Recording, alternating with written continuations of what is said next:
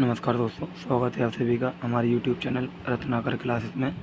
तो जैसा कि हम लोग एल्कोहल चैप्टर को पढ़ रहे थे, तो इसमें हम लोगों ने एल्कोहल बनाने की सारी विधियां पढ़ ली थी। तो दो ही एल्कोहल के बारे में पढ़ना है, एक एथिल एल्कोहल जिसका फार्मूला ये है, और एक अगर इस C2H5 की जगह मेथिल लगाएंगे तो आ जाएगा आपका मेथिल एल्कोहल। तो मेथिल एल्कोहल का फार्मूला होता है CH3OH। ठीक है, तो इसके हम भौतिक गुणधर्म देख लेंगे दोनों के, इसके बाद इन्हीं दोनों के रासायनिक गुण देखेंगे। तो देखिए, सबसे पहले हम मेथिल एल्कोहल के भौतिक गुण देखते हैं। मेथिल एल्कोहल एक रंगीन स्पिरिट जैसी विशेष गंधयुक्त द्रव है। तो कैसा होता है? रंगीन होता है और स्पिरिट जैसी विशेष गंधयुक्त द्रव है। क्वथनांक जो होता है वो 64 डिग्री सेंटीग्रेड होता है। किसका? मेथिल एल्कोहल का। विषैला होता है, यानी कि इसका आप टेस्ट नहीं कर सकते हैं। यह जल एवं कार्बनिक विलायकों में विलय होता है। ज्वलनशील होता है, इसकी वाष्प नीली ज्वाला के साथ जलती है। नेक्स्ट हम देखते हैं एथिल एल्कोहल के बारे में। तो एथिल एल्कोहल में क्या है? यह रंगीन स्पिरिट की तरह, स्पिरिट जैसी, ठीक है ना, यहाँ पर लिखा है स्पिरिट की गंधयुक्त। तो यह एल्कोहल रंगीन स्पिरिट की गंधयुक्त तीक्ष्ण स्वाद का द्रव है, ठीक है ना, तीक्ष्ण स्वाद का द्रव है।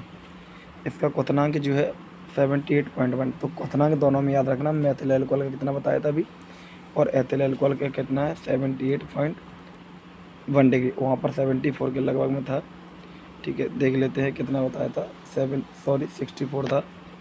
तो ये ध्यान रखना आपको, 78 और 64 क्वथनांक वगैरह।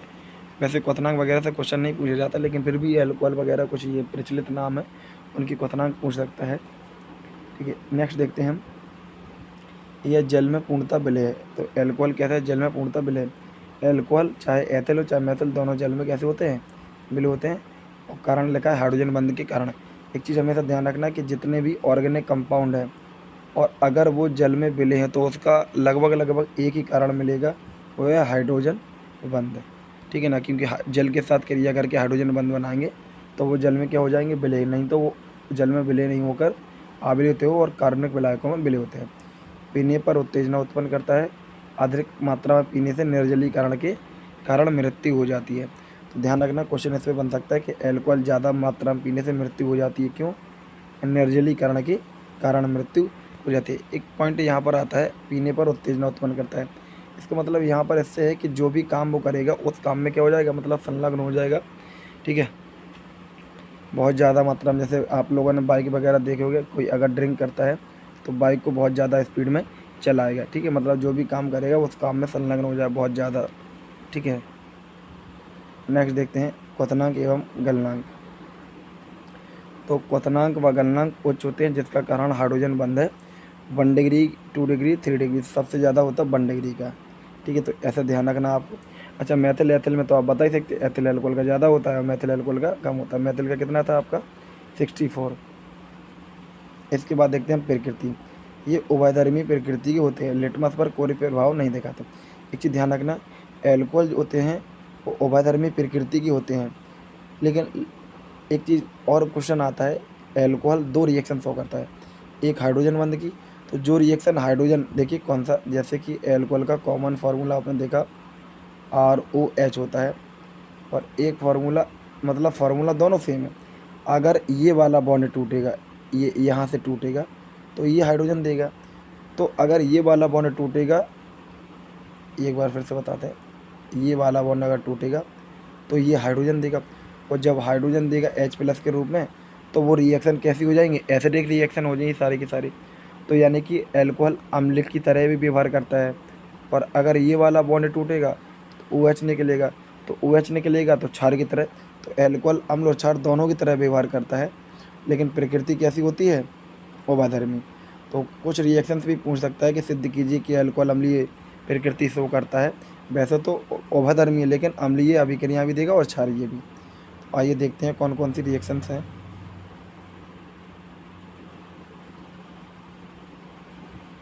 अब हम देखते हैं यहाँ पर रिएक्शन के बारे में। रसायन OH समूह के हाइड्रोजन परमाणु की अभिक्रियाएँ।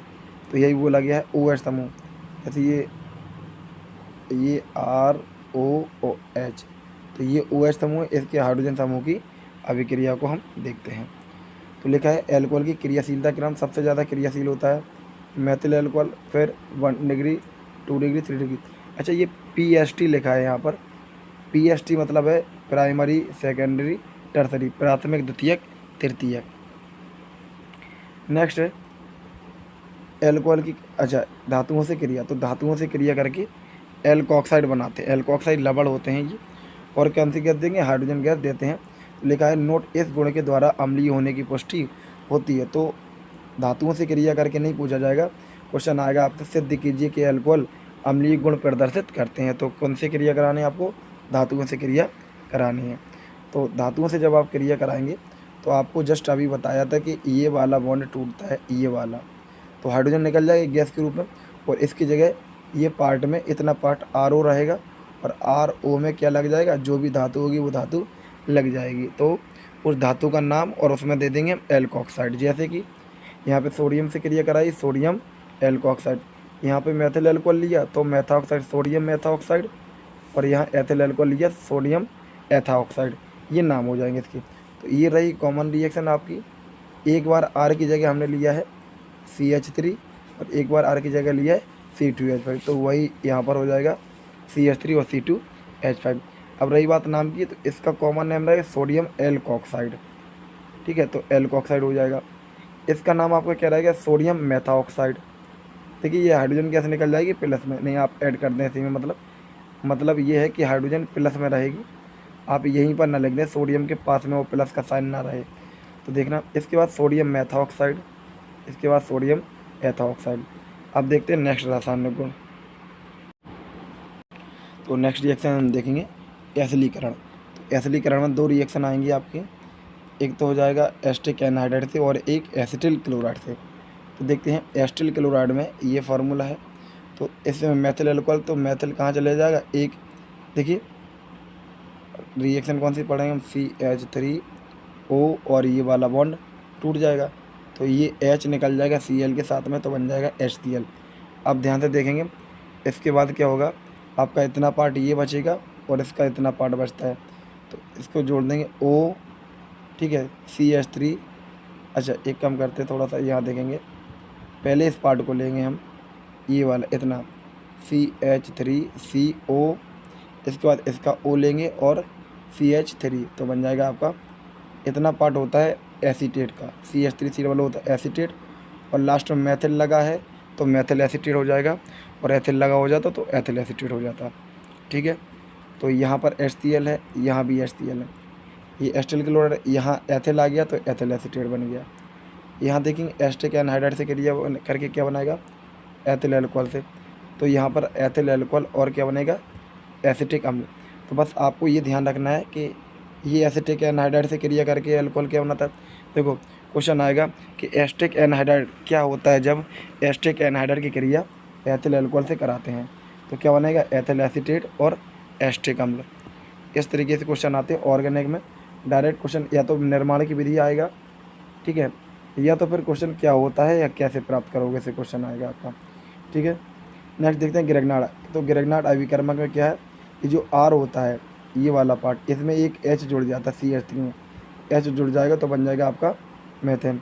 और इसके बाद आप देख सकते हैं जो इतना पार्ट बचा हुआ C2H5O उसे हम लिख दिया, और MgBr जैसा लिखा है, इसका नाम हो जाएगा, ठीक है, एथॉक्साइड मैग्नीशियम ब्रोमाइड हो जाएगा आपका। चलिए नेक्स्ट देखते हैं OH समूह की अभिक्रिया। देखिए OH समूह की अभिक्रिया को हम कंप्लीट करते हैं। OH समूह की अभिक्रिया क्या है, वे सभी अभिक्रिया जिनमें OH बंध टूटता है और पूर्ण OH समूह विस्थापित हो जाता है या प्रतिस्थापित। इनमें एल्कोहल दुर्वस लुईस क्षार की तरह व्यवहार करता है। ठीक है, तो क्षार की रिएक्शन दिखाना। अच्छा अम्ल वाले में क्रियाशीलता कैसी थी, मेथिल एल्कोहल फिर 1 डिग्री 2 डिग्री 3 डिग्री, यहाँ पर अपोजिट है, यहाँ 3 डिग्री 2 डिग्री 1 डिग्री, और फिर इसके बाद मेथिल एल्कोहल। अब देखें मेथिल एल्कोहल की क्रिया किससे कराई, नाइट्रिक अम्ल से, तो आपका बन जाएगा मेथिल नाइट्रेट और H2O। एथिल से क्रिया कराएंगे तो एथिल नाइट्रेट बन जाएगा, और क्या बन जाएगा, अच्छा ये नाइट्रिक अम्ल है, ये नाइट्रस अम्ल है, इसे ध्यान रखना। ये NO3 होता है लास्ट में, इस N का एक O आ गया, तो यहाँ लिखा है ये, यहाँ HNO2 और ये HNO3। HNO2 होता है आपका, ये HNO2 है नाइट्रस, ये नाइट्रिक अम्ल है। फिर से बता देते हैं, HNO3 नाइट्रिक अम्ल और HNO2 नाइट्रस अम्ल होता है। इसके बाद देखते हैं हम मेथिल, तो ये रिएक्शन हो गई इसके साथ, तो क्या बन जाएगा, मेथिल नाइट्राइट और H2O। यहाँ पर एथिल नाइट्राइट और H2O, यहाँ एथिल नाइट्रेट बनेगा और H2O। तो ये आपको डायरेक्ट याद रखना है कि किससे क्रिया होके क्या बनता हो और उसका फार्मूला, तो रिएक्शन कंप्लीट होंगी आपको, ठीक है, क्योंकि यहाँ क्रिया विधि हमें पढ़ना नहीं है, ठीक है। नेक्स्ट देखते हैं, एक काम करते हैं, थोड़ा सा इसके बारे में और जान लेते हैं, इसके बाद नेक्स्ट वीडियो में हम लोग कवर करेंगे, क्योंकि वीडियो बड़ी हो रही है। फिर हैलोजन अम्ल के साथ क्रिया, अच्छा हैलोजन अम्ल के नेक्स्ट लेक्चर में कवर करेंगे, ठीक है। तो मिलते हैं नेक्स्ट लेक्चर में, तब तक वीडियो देखते रहिए। वीडियो देखने के लिए धन्यवाद।